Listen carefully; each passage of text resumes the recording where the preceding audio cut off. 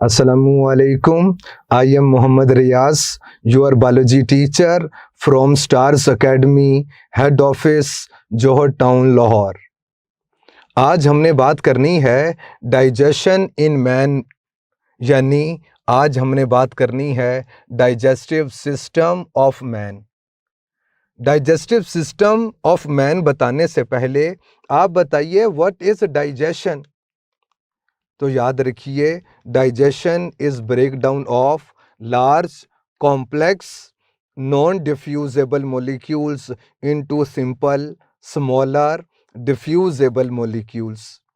बाकी सारी कहानी है, बात इतनी सी है कि नॉन डिफ्यूजेबल मॉलिक्यूल्स को डिफ्यूजेबल फॉर्म के अंदर कन्वर्ट करना होता है ताकि वो इंटेस्टाइन के थ्रू आपके ब्लड में डिफ्यूज़ हो जाए, फिर बॉडी सेल्स के अंदर डिफ्यूज़ हो जाए और फिर वहाँ पर यूज़ हो सके। प्यारे बच्चों, आपको क्या चाहिए? आपको अमाइनो एसिड्स चाहिए, लेकिन मसला ये है कि वो तो प्रोटीन की सूरत के अंदर, वो बारबेक्यू की सूरत के अंदर, वो फ़िश की सूरत के अंदर मौजूद है। और प्यारे बच्चों, वो पूरा बारबेक्यू का जो पीस है, प्रोटीन का जो पीस है, वो आपकी बॉडी में डिफ्यूज़ तो नहीं हो सकता, वो आपकी बॉडी के सेल्स का पार्ट तो नहीं हो सकता, चूँकि वो पीस खुद मल्टी सेलुलर स्ट्रक्चर होता है। तो करना क्या है, उस लार्ज कॉम्प्लेक्स मॉलिक्यूल को, नॉन डिफ्यूजेबल फॉर्म को डिफ्यूजेबल फॉर्म के अंदर कन्वर्ट करना होता है। आपको ग्लूकोज चाहिए, लेकिन वो तो स्टार्च की सूरत के अंदर मौजूद है, तो पहले उस स्टार्च को, उस पोटैटो को आपको डिफ्यूजेबल फॉर्म तक डाइजेस्ट करना पड़ेगा, उसे ब्रेक करना पड़ेगा। फिर ऐसे ही प्यारे बच्चों, आपको फैटी एसिड और ग्लिसरॉल रिक्वायर्स हैं, जो कि फैट्स की सूरत में, जो आलू वाले पराठे की सूरत के अंदर मौजूद है। तो फिर क्या करेंगे? उसे पहले डिफ्यूजेबल फॉर्म तक कन्वर्ट करना पड़ेगा। यही डाइजेशन है कि break down of non diffusible molecules to diffusible molecules. तो प्यारे बच्चों, इसके लिए जो सिस्टम, उसे हम लोग बोलते हैं क्या? Digestive system. यानी वो सिस्टम जो डाइजेशन करेगा, यानी नॉन डिफ्यूजेबल फॉर्म को डिफ्यूजेबल फॉर्म के अंदर कन्वर्ट करेगा। और आपको मालूम है कि मैन में होलोजोइक न्यूट्रिशन होती है कि ये मैक्रो मॉलिक्यूल्स की सूरत में फूड की इनटेक करेंगे, कॉम्प्लेक्स मॉलिक्यूल की सूरत में आप देखिएगा फूड की ओरल कैविटी के थ्रू इंजेशन होगी, फिर ओरल कैविटी में, स्टमक में, स्मॉल इंटेस्टाइन में डाइजेशन होगी, फिर स्मॉल इंटेस्टाइन में एब्जॉर्प्शन होगी, वाटर सॉल्ट्स की एब्जॉर्प्शन लार्ज इंटेस्टाइन के अंदर हो जाएगी, और फिर एब्जॉर्प्शन हो जाएगी ब्लड के अंदर, फिर ब्लड से पूरी बॉडी के अंदर सप्लाई हो जाएगी। लेकिन जिस पार्ट की डाइजेशन नहीं हुई, वो फीसिस की सूरत में बॉडी से एलिमिनेट, इजेशन कर दी जाएगी उसकी। तो आइए, यही स्टेप्स हैं। इंजेशन की बात होगी, डाइजेशन पे बात होगी, एब्जॉर्प्शन और एसिमिलेशन पे तो बातें होती रहीं, फिर आखिर में इजेशन पे बात आपको बतानी है। तो बात करेंगे डाइजेस्टिव सिस्टम पे। डाइजेस्टिव सिस्टम को बेसिकली हम 2 पार्ट्स में डिवाइड कर रहे होते हैं। याद रखिए, एक पार्ट को हम लोग बोलते हैं एलिमेंट्री केनाल। एलिमेंट्री वैसे फूड को कहते, केनाल ट्यूब को कहते, एलिमेंट्री केनाल। इस एलिमेंट्री केनाल की जो इनर मोस्ट लेयर होगी, उसकी डायरेक्ट एसोसिएशन होगी फूड के साथ। और प्यारे बच्चों, इससे एसोसिएटेड, इस एलिमेंट्री केनाल से लिंक्ड आपको कुछ ग्लैंड्स भी मिलेंगे। तो हमने उन ग्लैंड्स के हवाले से भी बात करनी है, एक्सेसरी ग्लैंड्स की। एलिमेंट्री केनाल को हम गैस्ट्रो इंटेस्टाइनल ट्रैक भी कहते। गैस्ट्रो तो स्टमक को कहते, इंटेस्टाइनल ट्रैक भी कहते।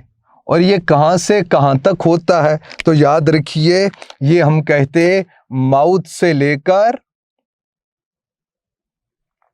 एनस तक होता है। यानी इसका जो फर्स्ट पार्ट है वो माउथ है और लास्ट पार्ट की बात कीजिए तो वो एनस है। और इसके बीच में जो भी कंपोनेंट्स आते हैं बारी बारी हमने उन सब पे बात करनी है। और प्यारे बच्चों, आपको बता दिया कि जो पहला कंपोनेंट होता है वो कौन है, आप बताइए। तो याद रखिए उसे हम लोग कहते हैं माउथ, या मोर अप्रोप्रिएटली आप कह दीजिए उसे हम कहते हैं ओरल कैविटी। और याद रखिए इस ओरल कैविटी को हम लोग बक्कल कैविटी भी कहते। इसके बाद फिर जो आपको एक कॉमन पार्ट मिलता है विंड पाइप के लिए और फूड पाइप के लिए, उसे हम लोग कहते हैं क्या, फेरिंग्स कहते। फेरिंग्स के फिर बाद आपको जो पार्ट मिलता है उसे हम लोग कहते एसोफेगस। एसो पास थ्रू को कहते, फेज ईटिंग को कहते, कि जो आपने पार्ट किया वो जिस डक्ट के थ्रू मूव करे, एसोफेगस यहाँ पर ग्रीन में शो कर दिया। फिर उसके बाद पार्ट आपको मिलेगा कौन सा, उसे स्टमक कहते। और इसकी वजह से डिसकॉन्टीन्यूअस फीडिंग पॉसिबल हुई। और जिनके अंदर स्टमक नहीं होता वो ज़्यादातर अरसा वो फीड ही कर रहे होते हैं, मुसलसल फीडिंग होती है कि जो डाइजेस्ट हो गया वो हो गया, वरना इजेस्ट हो जाता है, इजेशन हो जाएगी। और प्यारे बच्चों फिर बात करेंगे किसकी, स्मॉल इंटेस्टाइन की। स्मॉल इंटेस्टाइन के बाद फिर बात करेंगे लार्ज इंटेस्टाइन की। और लार्ज इंटेस्टाइन की जो लास्ट में अपर्चर है, ओपनिंग है, उसे एनस कहते हैं, होल है लार्ज इंटेस्टाइन। और एसेसरी ग्लैंड्स के हवाले से बात कीजिए तो ये 3 टाइप्स के जो ग्लैंड्स हैं उनके हवाले से बात होती है ख़ास तौर पे। प्यारे बच्चों आप देख लीजिए, एक को हम लोग कहते हैं क्या, सलाइवरी ग्लैंड कहते हैं। और फिर जिक्र करेंगे किसका, लिवर का। और लिवर के बाद फिर बात होगी किसकी, पेंक्रियाज की। तो आइए धीरे धीरे इन सारे कंपोनेंट्स पे बात करते। सबसे पहली बात आपको बतानी है किस पे, ओरल कैविटी पे, या आप बोल दीजिए क्या, बक्कल कैविटी पे। यानी हमने माउथ की बात करनी है। और आपको मालूम ये जो माउथ होता है ये किन कंपोनेंट्स पर मुश्तमिल होता है, इसके पार्ट्स कौन से होते हैं। तो प्यारे बच्चों एक पार्ट तो इसका लिप्स हैं, फिर हम टंग का जिक्र करते हैं, टीथ की बात होती है, चीक्स की बात होती है, और roof of the mouth is known as palate. ये तो आपका माउथ है। और अब ज़रा सुनिए, ओरल कैविटी या बक्कल कैविटी, कैविटी की बात करते ओरल माउथ को कहते। तो याद रखिए हम कहते cavity between the jaw is known as oral cavity. और याद रखिए बक्का की एटमोलॉजी चीक्स हैं, तो हम कहते cavity between the cheeks is known as oral cavity या बक्कल कैविटी। या आप ऐसे भी बोल सकते कि cavity between the tongue and palate is known as oral cavity और बक्कल कैविटी।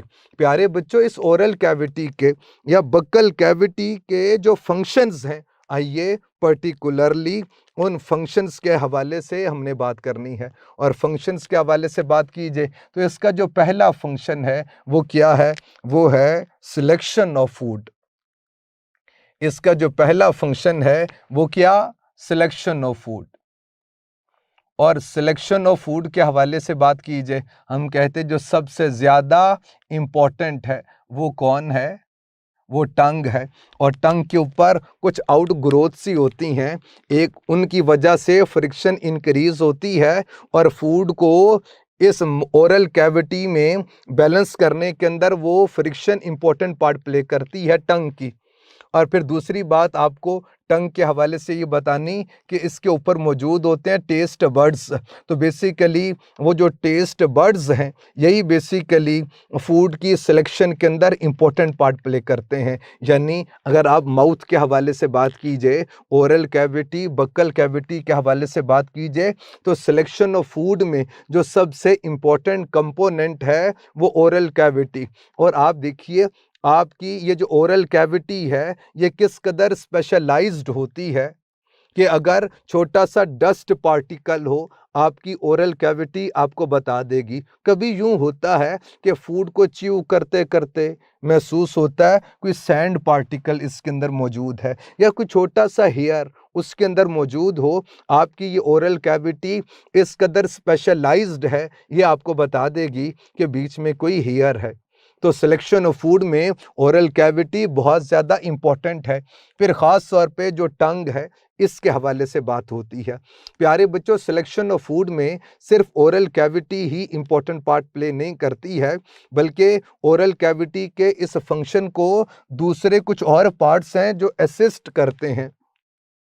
फॉर एग्जांपल आप स्मेल के हवाले से बात करते हैं कि अगर तो फूड की गुड स्मेल है तो आप फूड को सिलेक्ट कर लेंगे। फिर इसी तरह से ये जो आइज़ हैं ये भी इम्पोर्टेंट पार्ट प्ले करती हैं। अगर वो फूड दिखने में अच्छा लगता हो तो हम फूड को सिलेक्ट कर लेंगे। फिर ऐसे ही प्यारे बच्चों हम कहते ये जो टच है ये भी फूड की सिलेक्शन के अंदर इम्पोर्टेंट पार्ट प्ले करती है।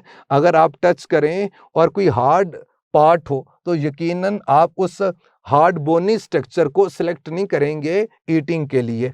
तो ये बकिया सारे जो कंपोनेंट्स हैं ये सिलेक्शन ऑफ फूड के हवाले से ओरल कैविटी को असिस्ट करते हैं। ये तो पहला फंक्शन था। अब आइए जो ओरल कैविटी का दूसरा फंक्शन है उसके हवाले से बात करें, और वो है क्या? ग्राइंडिंग और मैस्टिकेशन।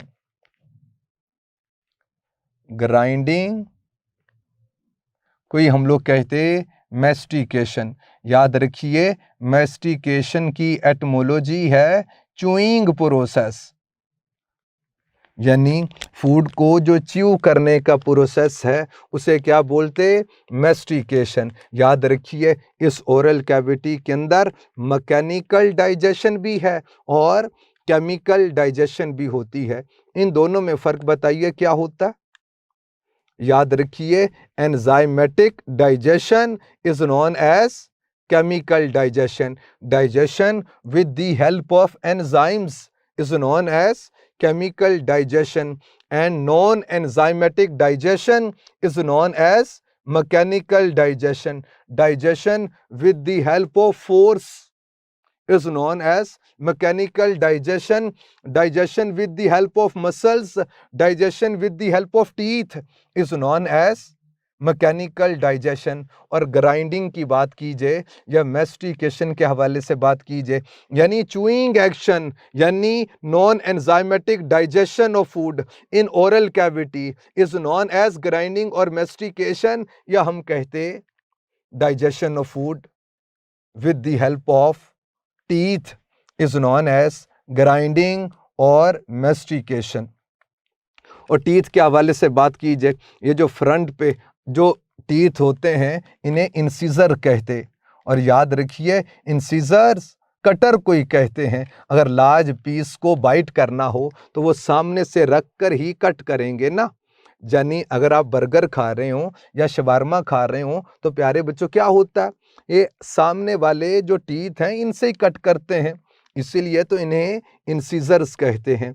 और फिर प्यारे बच्चों इसके साथ में जो शार्प पॉइंटेड टीथ होते हैं उन्हें केनाइन कहते।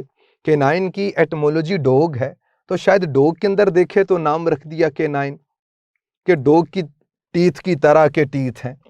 और फिर उसके बाद आपको प्री मोलर्स मिलते हैं और फिर आखिर में मोलर्स। याद रखिए मोलर की एटमोलॉजी ग्राइंडर है, और बेसिकली ये प्री मोलर और मोलर ये दोनों का सरफेस एरिया बहुत ज़्यादा होता है और ये बेसिकली ग्राइंडिंग ऑफ फूड के अंदर यानी क्रशिंग ऑफ फूड के अंदर और मेस्टिकेशन के अंदर हेल्प करते। और प्यारे बच्चों, ये जो केनाइन है ये बेसिकली बोन्स को ब्रेक करने के हवाले से और टेयरिंग के हवाले से, चीरने फाड़ने के हवाले से ये इम्पोर्टेंट पार्ट प्ले करते हैं। तो ग्राइंडिंग और मेस्टिकेशन क्या है? हम कहते हैं mechanical digestion in oral cavity और digestion with the help of teeth is known as grinding और मेस्टिकेशन, और ये with the help of teeth होती है।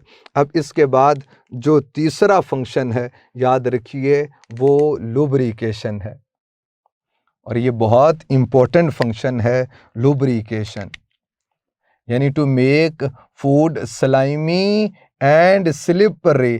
तो लुब्रिकेशन। अब लुब्रिकेशन के हवाले से बात कीजिए, अगर ये लुब्रिकेशन नहीं होती है तो याद रखिए च्यूइंग एक्शन ही नहीं हो पाएगा। और प्यारे बच्चों, ये ग्राइंडिंग और मेस्टिकेशन इसीलिए भी करनी ज़रूरी है ताकि वो जो लार्ज फूड पीस है उसके स्मॉलर पीसेस हो जाएं और सरफेस एरिया इंक्रीज हो जाए और एंजाइम्स का मैक्सिमम एक्सपोजर हो जाए उन बॉन्ड्स तक जिन बॉन्ड्स को उस एंजाइम ने ब्रेक करना है। अब लुब्रिकेशन के हवाले से बात कीजिए तो प्यारे बच्चों इसका मतलब है to make food slimy and slippery.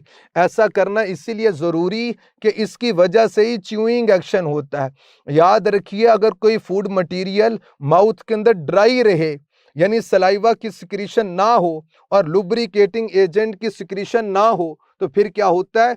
Chewing action possible ही नहीं हो पाता है। और च्यूइंग इसीलिए भी करनी है कि सरफेस एरिया इंक्रीज हो और एंजाइम का मैक्सिमम एक्सपोजर हो सके उन बॉन्ड्स तक जिन बॉन्ड्स को एंजाइम ने ब्रेक करना है। और फिर एसोफेगस के हवाले से बात कीजिए, ये रिलेटिवली स्मॉलर पार्टिकल्स को पास थ्रू होना अलाउ करती है। अगर कोई लार्जर पीस हो तो वो प्यारे बच्चों स्टक भी हो सकता है और ये कंडीशंस भी देखी गई हैं। अब लुब्रिकेशन के हवाले से फिर इसके साथ ही ओरल कैविटी का वो जो केमिकल डाइजेशन है उसको हम लोग पढ़ेंगे। और प्यारे बच्चों ये बेसिकली फंक्शन है किसका? सलाइवरी ग्लैंड्स का। तो आइए बात बताऊं आपको सलाइवरी ग्लैंड्स की। सबसे पहले आप ये बताइए कि व्हाट इज ग्लैंड? तो याद रखिए secreting tissues is known as gland. याद रखिए ग्लैंड की एटमोलॉजी सफेरिकल है। शुरू में देखे गए तो गोल गोल थे, अभी भी गोल गोल हैं, इसीलिए तो इनका नाम रखते हैं क्या? ग्लैंड्स। तो ऐसे सेल्स जिनकी सिक्रीशन सलाइवा हो, ऐसे टिश्यूज जिनकी सिक्रीशन सलाइवा हो, उसे क्या कहेंगे? उन्हें सलाइवरी ग्लैंड्स ही कहेंगे। और सलाइवरी ग्लैंड्स के जो कंपोनेंट्स हैं, जो पार्ट्स हैं, आप उन्हें देख लीजिए। प्यारे बच्चों ये आपको 3 पेयर्स ऑफ सलाइवरी ग्लैंड्स मिलते हैं। और 3 पेयर्स का जो मतलब है ये क्या? तो याद रखिए 6 सलाइवरी ग्लैंड्स होते हैं। MCQ की सूरत के अंदर पूछ लिया करते हैं। तो याद रखिए एक आपको मिलता है उसे हम लोग बोलते हैं क्या? सबलिंगुअल। याद रखिए सब लो को बिलो को कहते, लिंगुअल की एसोसिएशन टंग के साथ है। तो जो बिलो दी टंग होंगे उन्हें क्या कहेंगे? सबलिंगुअल ग्लैंड्स कहते। फिर आपको कुछ मिलेंगे सब मैग्जिलरी, अपर जा को क्या कहते? मैग्जिला, और लोअर जा को क्या कहते? मैंडिबल। तो सब मैंडिबुलर भी कहते। तो याद रखिए जो बिहाइंड दी जॉ होते उन्हें क्या कहेंगे? सब मैग्जिलरी या सब मैंडिबुलर कहते। फिर प्यारे बच्चों एक और टाइप के आपको मिलते हैं, उन्हें हम लोग कहते पैरोटिड ग्लैंड। और पैरोटिड की एटमोलॉजी नियर टू ईयर है। तो चूंकि ये ईयर के करीब होते हैं इसीलिए हम इन्हें क्या कहते? Parotid gland. और प्यारे बच्चों जो इनकी सिक्रीशन होती है, इनकी सिक्रीशन को हम लोग बोलते हैं क्या? सलाइवा। तो आइए अब बात करें किसकी?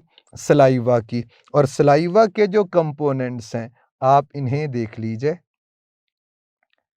सबसे पहले तो हम लोग बात करते हैं किसकी? वाटर एंड म्यूकस की। सबसे पहली बात जो आपको इसके हवाले से बता रहा हूँ वो क्या, वाटर एंड म्यूकस। और याद रखिए म्यूकस की तो एटमोलॉजी ही क्या, स्लाइमी स्लिपरी को कहते। तो इस वाटर और म्यूकस की वजह से बेसिकली क्या होती है, हम कहते लुब्रिकेशन होती है। फिर हम कहते इसके अंदर मौजूद होते हैं कौन, सोडियम बाइकार्बोनेट, और याद रखिए सम अदर सॉल्ट्स होते हैं, सम अदर सॉल्ट्स। और अब इनका क्या फंक्शन है, याद रखिए इस सोडियम बाइकार्बोनेट में से कार्बन डाइऑक्साइड निकलती है, और वो कार्बन डाइऑक्साइड बेसिकली उसी के वाटर के साथ मिल के तो प्यारे बच्चों एसिडिक सब्सटेंसेस की फॉर्मेशन करती है, और फिर क्या होगा, पीएच की मेंटेनेंस होती है। फिर नेक्स्ट हम लोग बात करेंगे किसके हवाले से, याद रखिए जो एंजाइमेटिक सिक्रीशन है सलाइवा की, उसे हम लोग कहते सलाइवरी एमाइलेज।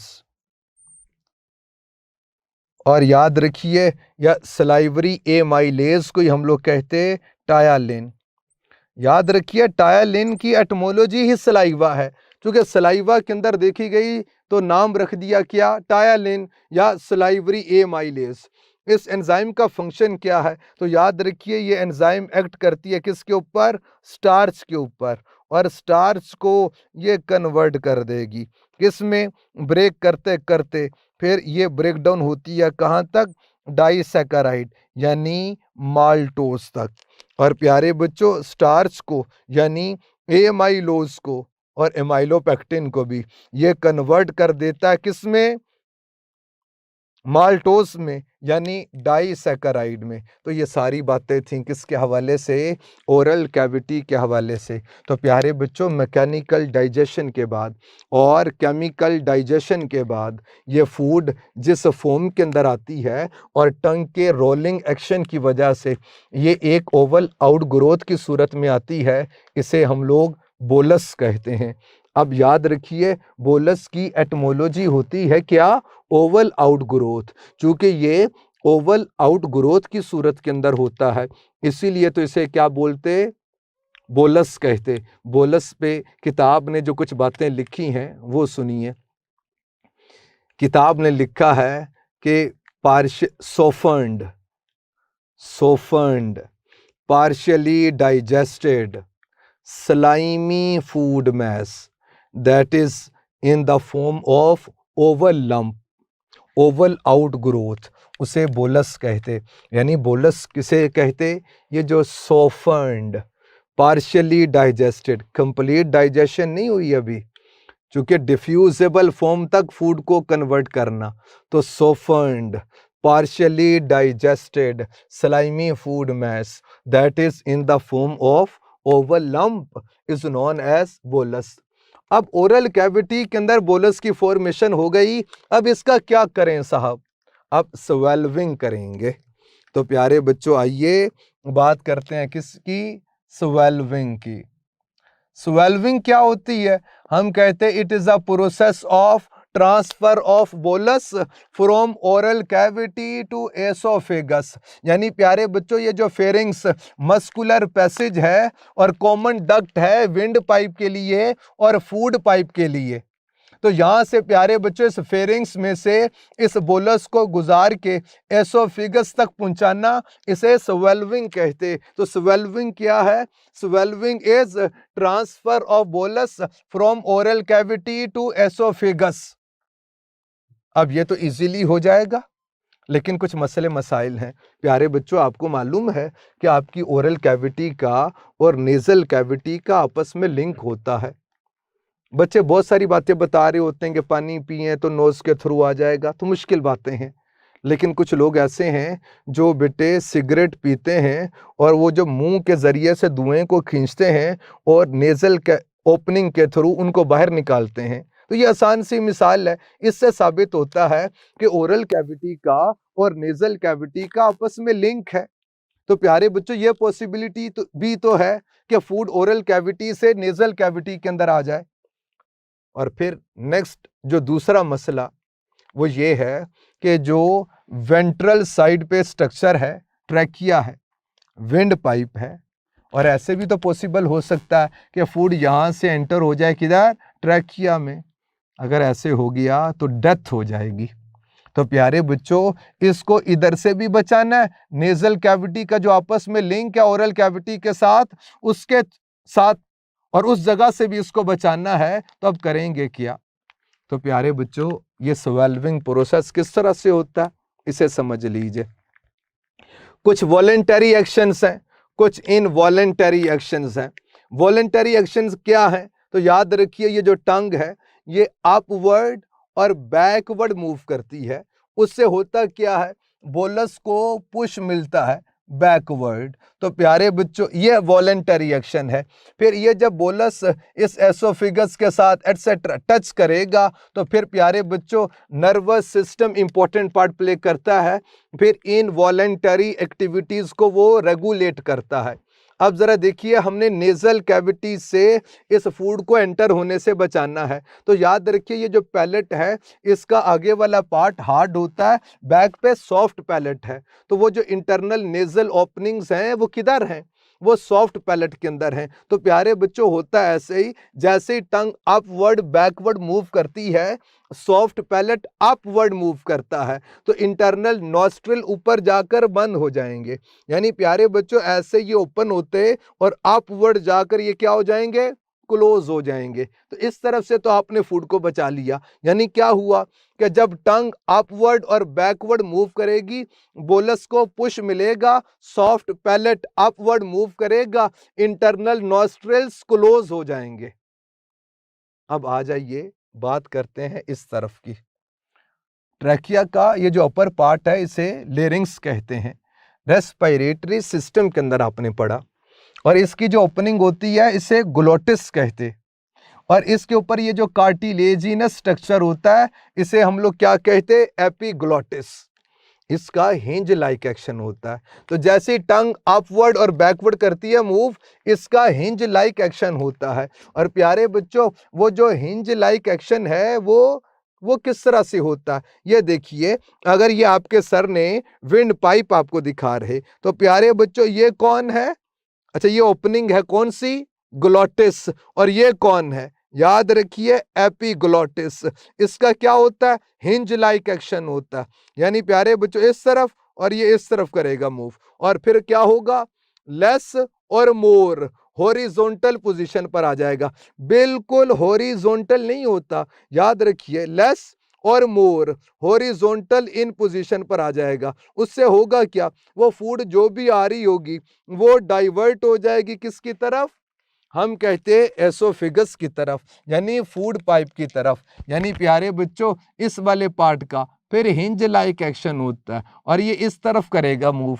और अब जरा देख लीजिए कि जो भी फूड आएगी वो एपिग्लोटिस उसको डाइवर्ट कर देगा किसकी तरफ, फूड पाइप की तरफ।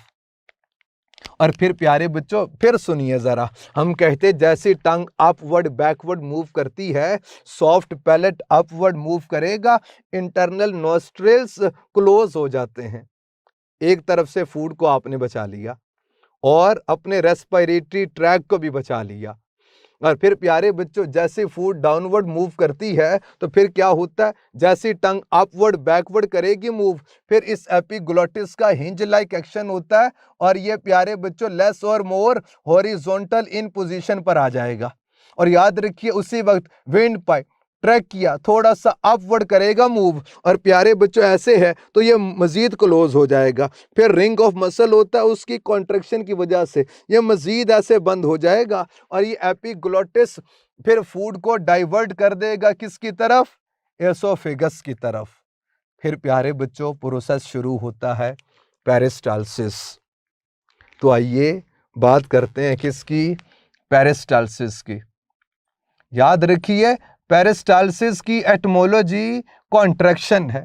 तो बेसिकली होता क्या है, एक वेव ऑफ कॉन्ट्रैक्शन है और फिर रिलैक्सेशन है, और उस वेव की वजह से ये जो बोलस है इसको पुश मिलेगा। और याद रखना, ये जो एसोफेगस से peristalsis, wave of contraction and relaxation of circular and longitudinal muscle शुरू होती है, फिर ये होल एलिमेंट्री कैनाल के अंदर स्मॉल इंटेस्टाइन, लार्ज इंटेस्टाइन और फिर एंड तक ये क्या वेव मूव करती है। स्टार्ट कहां से होती है? एसोफेगस से। और फिर प्यारे बच्चों, एसोफेगस से लेकर एनस तक के हवाले से बात कीजिए, ये बेसिकली 4 लेयर्स कंटेनिंग स्ट्रक्चर होता है। याद रखिए, जो इनर मोस्ट लेयर होती है उसे हम लोग बोलते हैं क्या? म्यूकोजा बोलते हैं। और म्यूकोजा के बिलो सब म्यूकोजा, फिर मस्कुलर लेयर मिलती है और आउटर मोस्ट सिरोजा है। ये एसोफेगस से लेकर आपको एनस तक ये 4 लेयर्स पूरी एलिमेंट्री कैनाल के अंदर मिलती हैं। और इन्हीं सारे पार्ट्स के अंदर जो प्रोसेस है वो पेरिस्टाल्सिस भी हो रही होगी। याद रखिए, पेरिस्टाल्सिस क्या है? Wave of contraction of circular and longitudinal muscles. तो प्यारे बच्चों, होता क्या है, अब जरा आपने फोकस करना है कि यहाँ पर जो बोलस मौजूद है, बोलस मूव करते करते यहाँ पर आ गया। अब प्यारे बच्चों, यहाँ पर जो मसल्स के हवाले से कंडीशन है उसको देखिए। हम कहते जिस जगह पर ये बोलस मौजूद है वहाँ पर लॉन्गिट्यूडिनल मसल्स की क्या हो रही? कॉन्ट्रैक्शन हो रही है। तो ये थिन और इलोंगेटेड फॉर्म के अंदर आ गया और सर्कुलर मसल्स इस जगह पर क्या कर रहे? रिलैक्स कर रहे हैं। अब प्यारे बच्चों, लेकिन इस बोलस के बिहाइंड में ये जो एसोफिगस का स्ट्रक्चर है, आज आप इस पर फोकस कीजिए। क्योंकि ये बंद है तो प्यारे बच्चों इसका मतलब ये है कि यहाँ पर सर्कुलर मसल्स की क्या हो रही? कॉन्ट्रैक्शन हो रही है और लॉन्गिट्यूडिनल मसल्स की रिलैक्सेशन। तो इन सर्कुलर मसल्स की कॉन्ट्रैक्शन की वजह से बोलस पे प्रेशर एक्सर्ट हो रहा है और इस बोलस के बाद वाली जो जगह है वहां पर क्या होगा? हम कहते हैं लॉन्गिट्यूडिनल मसल्स कॉन्ट्रैक्ट करेंगे। तो ये क्या? थिन और कैसी हो जाएगी? शॉर्ट। और इस तरह से ये ओपन होना शुरू हो जाएगी और बोलस इसके अंदर आ जाएगा। तो इस मस्कुलर एक्टिविटी की वजह से क्या होगा? हम कहते हैं बोलस के बिहाइंड में जो सर्कुलर मसल्स हैं उनकी कॉन्ट्रैक्शन होगी, बोलस पे प्रेशर एक्सर्ट हो रहा होगा। लेकिन याद रखिए, उस वक्त बोलस के आगे की जानिब क्या होगा? हम कहते हैं लॉन्गिट्यूडिनल मसल्स की कॉन्ट्रैक्शन होगी, तो ये स्पेस बढ़ेगी, प्रेशर कम होता रहेगा। तो ये बेटे ज्यादा प्रेशर मिलेगा इस तरफ से और यहाँ पर प्रेशर कम है, तो ये एसोफेगस से स्टमक की तरफ मूव करेगा। ये जो मूवमेंट है इसे पेरिस्टाल्सिस बोलते हैं, यानी movement of bolus from esophagus to stomach is through peristalsis. और प्यारे बच्चों, ये पेरिस्टाल्सिस कभी रिवर्स भी होती है कि एसोफेगस से मटेरियल यानी स्टमक से मटेरियल एसोफेगस में फिर ओरल कैविटी के थ्रू बाहर भी आ जाएगा और फिर इसी को नाम देते हैं वॉमिटिंग। तो याद रखिए, ये जो बोलस का एसोफेगस से स्टमक में फिर स्मॉल इंटेस्टाइन में, लार्ज इंटेस्टाइन में आना, ये पेरिस्टाल्सिस के थ्रू है। और एंटी पेरिस्टाल्सिस क्या होती है? अगर स्टमक से मटीरियल एसोफेगस के अंदर एंटर होकर ओरल कैविटी से बाहर आ जाए, रिवर्स प्रोसेस हो रहा, वॉमिटिंग फिर होती है इसकी वजह से। लेकिन जो प्रोसेस है वो क्या? Anti peristalsis. याद रखिए, अगर आप 12 से 24 आवर्स अगर आप कुछ भी ना खाएं, जैसे रमज़ान में हो सकता है ऐसे, तो प्यारे बच्चों फिर क्या होता? ब्लड में ग्लूकोज का लेवल कम होना शुरू हो जाएगा। ये इंडिकेशन होती है हंगर की। तो फिर प्यारे बच्चों क्या होगा? एसोफेगस में होलो पेरिस्टाल्सिस कॉन्ट्रैक्शन होती है, इसे हंगर पैंग कहते। पैंग अनकंफर्टेबल सेंसेशन को कहते और बेसिकली ये अनकंफर्टेबल सेंसेशन आपको बताती है कि आपको भूख लगी है साहब, ब्लड में ग्लूकोज का लेवल कम हो गया है। तो अगर आप 12 से 24 घंटे के बीच में कुछ भी ना खाएं तो ब्लड में ग्लूकोज के लेवल के लो होने की वजह से पेरिस्टाल्सिस होगी, लेकिन हो लो, उसके अंदर कोई फूड मटेरियल तो नहीं है। तो प्यारे बच्चों फिर क्या होता है? ये हंगर पैंग किसकी वजह से? होलो पेरिस्टाल्सिस की वजह से। और ये जो एसोफेगस से ये बोलस का एसोफेगस से स्टमक तक आना है, ये किस प्रोसेस के थ्रू? पेरिस्टाल्सिस के थ्रू, और फिर इसी तरह से, और वॉमिटिंग वो एंटी पेरिस्टाल्सिस से है। अब ये फूड पहुंच चुकी है किधर? स्टमक के अंदर। और याद रखिए इस स्टमक के ऊपर डायाफ्राम मिलता है आपको। डाया 2 को कहते फ्राम, फेंस को कहते पार्टीशन को। A partition that divides the body into two, lower part is known as abdomen, upper part is known as thorax या चेस्ट कैविटी बोलते हैं। और याद रखिए ये जो स्टमक की बात करनी है अब, और स्टमक के हवाले से बात की जाए तो हम कहते हैं ये बिलो दी डायाफ्राम और left side of abdominal cavity होता है। आइए बात करते हैं डाइजेशन इन स्टमक।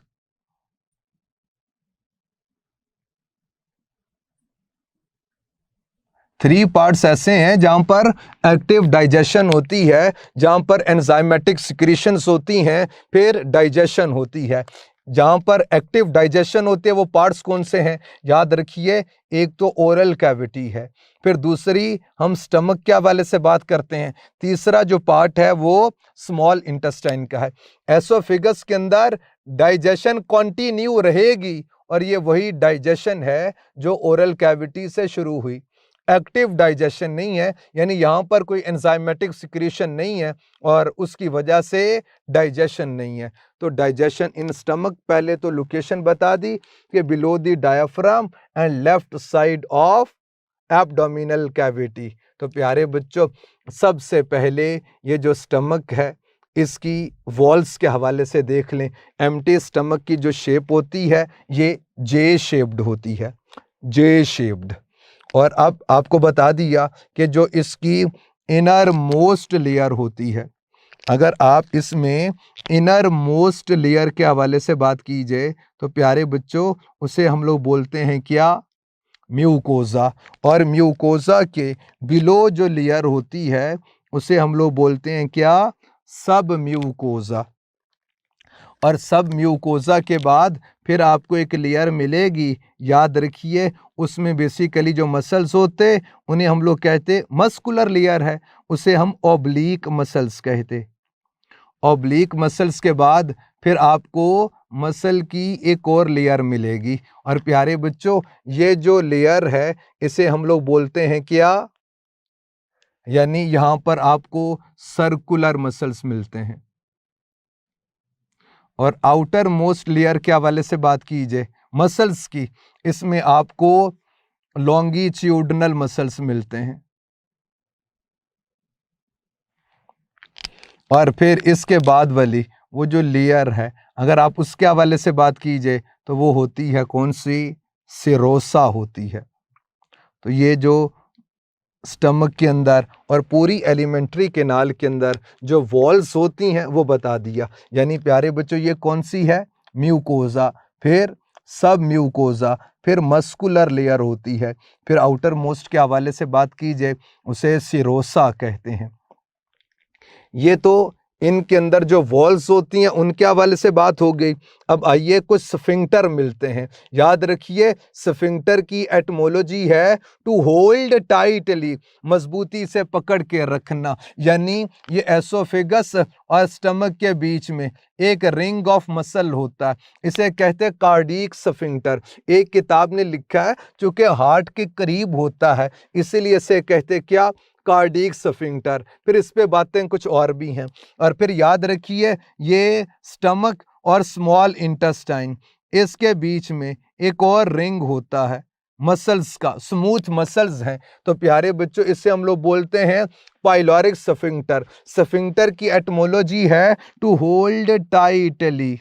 तो प्यारे बच्चों जो मजबूती से इसको पकड़ के रखता है। पाइलोरिक की एटमोलॉजी गेट कीपर है, यानी फूड जब तक प्रॉपर फॉर्म के अंदर नहीं आ जाएगा वो अलाउ स्लिप नहीं बनवा लेगा, ये गेट कीपर उसको बाहर निकलना अलाउ नहीं करेगा। तो इसीलिए कहते हैं पाइलोरिक स्फिंक्टर। अब स्टमक की वजह से डिसकंटिन्यूअस फीडिंग पॉसिबल हुई और प्यारे बच्चों ये पाइलोरिक स्फिंक्टर कॉन्टिन्यूसली ये तकरीबन क्लोज ही रहेगा, पार्शियली ओपन होता है। इसीलिए जो फूड प्रॉपर डाइजेस्ट होगी वो पेरिस्टाल्सिस की पुश की वजह से थोड़ी थोड़ी फूड इस स्टमक से एंटर होती है किधर, स्मॉल इंटेस्टाइन के अंदर। तो ये तो इस स्टमक के दोनों एंड्स के हवाले से बात हो गई, इसकी वॉल्स के हवाले से बात हो गई। आइए अब बात करते हैं ये जो स्टमक के अंदर कैविटी है यहाँ पर क्या होता है। तो जाहिर बात है यहाँ पर दो काम हैं, एक तो मैकेनिकल डाइजेशन है, केमिकल डाइजेशन है, और दूसरा याद रखिए इस पेरिस्टालसिस की वजह से फूड को पुश मिलता है इंटेस्टाइन की जानिब, और डिसकॉन्टीन्यूअस फीडिंग भी इसकी वजह से, यानी बात कीजिए तो डाइजेशन की बात होती है, डिसकॉन्टीन्यूअस फीडिंग की बात होती है, और बात है pushing of food towards intestine. अब वॉल्स के हवाले से बात कीजिए तो आप बताइए, innermost walls of stomach is known as mucosa. तो म्यूकोजा के अंदर आपको कुछ ग्लैंड्स मिलते हैं, उन ग्लैंड्स की वजह से फिर प्यारे बच्चों क्या होता है, ये अभी देखिए उनकी सिक्रीशंस ही करेंगी काम। 3 टाइप्स के आपको मिलते हैं, एक्सोक्राइन ग्लैंड्स, एंडोक्राइन की बात नहीं हो रही अभी। तो प्यारे बच्चों सबसे पहले इसके अंदर हम जिक्र करते हैं क्या, म्यूकस सेल्स का, और फिर जिक्र होता है किसका, ऑक्जेंटिक सेल्स का, और लास्ट में फिर हम जिक्र करेंगे किसका, चीफ सेल्स का। याद रखिए ये जो म्यूकस सेल्स हैं ये बेसिकली सिक्रेट करते हैं किसको, म्यूकस को, और म्यूकस आपको मालूम ग्लाइकोप्रोटीन है, ये स्टमक की जो इनर मोस्ट वॉल है म्यूकोजा को कवर करेगी, और HCl का जो डैमेजिंग इफेक्ट है या एंजाइम का जो डैमेजिंग इफेक्ट हो सकता है म्यूकोजा पे, उससे स्टमक को बचा रही होती है। फिर ऑक्जेंटिक की एटमोलॉजी एसिड है, तो याद रखिए ये हाइड्रोक्लोरिक एसिड को सिक्रेट करते हैं सेल्स। ऑक्जेंटिक सेल्स भी बोलते हैं और पेराइटल सेल्स भी बोलते हैं। पेराइटल की एटमोलॉजी वॉल है, स्टमक वॉल से आते हैं, तो आप बोल दीजिए क्या, पेराइटल सेल्स हैं। चीफ सेल्स को चीफ सेल्स इसलिए बोलते हैं, चीफ कंपोनेंट को ये सिक्रेट करता है, यानी चीफ कंपोनेंट कौन है, ये एंजाइम्स प्रिकर्सर को सिक्रेट करता है। और प्यारे बच्चों वो जो एंजाइम प्रिकर्सर है वो कौन, वो पेप्सिनोजेन है। और याद रखिए ये जो पेप्सिनोजेन फिर ये कन्वर्ट हो जाती है किस में, पेप्सिन के अंदर, और पेप्सिन के अंदर इसको कौन करेगा कन्वर्ट, तो याद रखिए एक तो हम लोग कहते कि ये जो स्टमक के अंदर HCl है बेसिकली ये इसको एक्टिव फॉर्म के अंदर कन्वर्ट कर देगा, और दूसरा याद रखना कि ये ऑलरेडी एक्टिवेटेड पेप्सिन भी पेप्सिनोजेन पर एक्ट करती है, और फिर प्यारे बच्चों पेप्सिनोजेन पेप्सिन के अंदर कन्वर्ट हो जाएगा ये एंजाइम। यानी बेसिकली अगर आप इस एंजाइम के हवाले से बात कीजिए तो इसकी एक्टिव साइट के अंदर एक एक्स्ट्रा पीस ऑफ पेप्टाइड होता है, और प्यारे बच्चों फिर क्या होता है, हम कहते ये HCl इस बॉन्ड को कर देगा ब्रेक, या ये जो पेप्सिन है ये भी इस प्रोटीन पार्ट को डाइजेस्ट कर देगा, ब्रेक कर देगा, और उससे फिर क्या होगा, ये वाला पार्ट तो प्यारे बच्चों अलग हो गया, और एंजाइम की जो एक्टिव साइट है ये भी फ्री हो गई। तो एंजाइम किस फॉर्म के अंदर आ जाएगी, एक्टिव फॉर्म के अंदर। अब इस पेप्सिन का फंक्शन क्या है, तो याद रखिए ये पेप्सिन एक्ट करता है किस पे, प्रोटीन पे, और फिर प्रोटीन्स को कन्वर्ट कर देगा किस में, एक तो प्यारे बच्चों याद रखना है पॉलीपेप्टाइड में, और फिर सेकेंड पेप्टोन्स।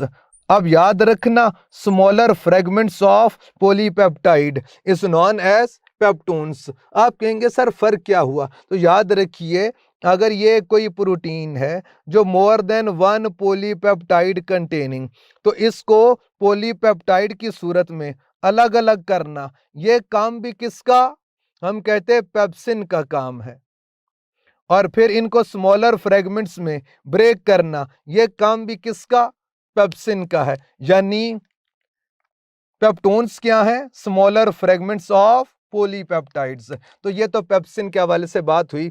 अब म्यूकस और HCl के हवाले से एक फंक्शन देखिए, ये इम्यूनिटी के अंदर इंपॉर्टेंट पार्ट प्ले करते हैं, फिजियोकेमिकल बैरियर्स हैं। और प्यारे बच्चों, ये पैथोजन को, स्टमक की जो HCl है पैथोजन को मार देगी, और ये जो म्यूकस है ये पैथोजन को बॉडी के अंदर और स्टमक वॉल के थ्रू ब्लड तक एंटर नहीं होने देगा। तो ये फिजियो केमिकल बैरियर्स भी हैं। और याद रखिए, फूड डाइजेशन के बाद स्टमक में जिस फॉर्म के अंदर आती है उस फॉर्म को हम लोग कहते हैं क्या? काइम। याद रखिए, काइम की एटमोलॉजी जूस है। ये semi solid, semi liquid form के अंदर होती है। और जब वॉमिट आता है तो बेसिकली उसके अंदर ये काइम ही तो आता है। और आप देखिए, वो कुछ लिक्विड पार्ट होता है, कुछ सॉलिड पार्ट होता है। तो सेमी सॉलिड और सेमी लिक्विड फॉर्म के अंदर फूड डाइजेशन के बाद जब यहाँ पर होती है स्टमक में, उसे काइम कहते। आप कहेंगे कि सर एसोफेगस के अंदर भी मसल्स होते हैं, लेकिन यहाँ पर मैकेनिकल डाइजेशन की बात नहीं की है। स्टमक के अंदर भी मसल्स हैं, लेकिन यहाँ पर मैकेनिकल डाइजेशन की बात हो रही है। तो यहाँ पर फिर मैकेनिकल डाइजेशन क्यों नहीं हो रही? तो याद रखिए, स्टमक के अंदर एक थर्ड लेयर ऑफ मसल है, उसे कहते ओब्लीक मसल। तिरछे मसल्स होते हैं। इन ओब्लीक मसल्स की वजह से मैकेनिकल डाइजेशन होती है स्टमक में, उसे हम चर्निंग कहते। मुझे आपसे पूछना, mechanical digestion in oral cavity is known as mastication, grinding. लेकिन याद रखिए, mechanical digestion in stomach is known as churning. Mechanical digestion with the help of oblique muscles is known as churning.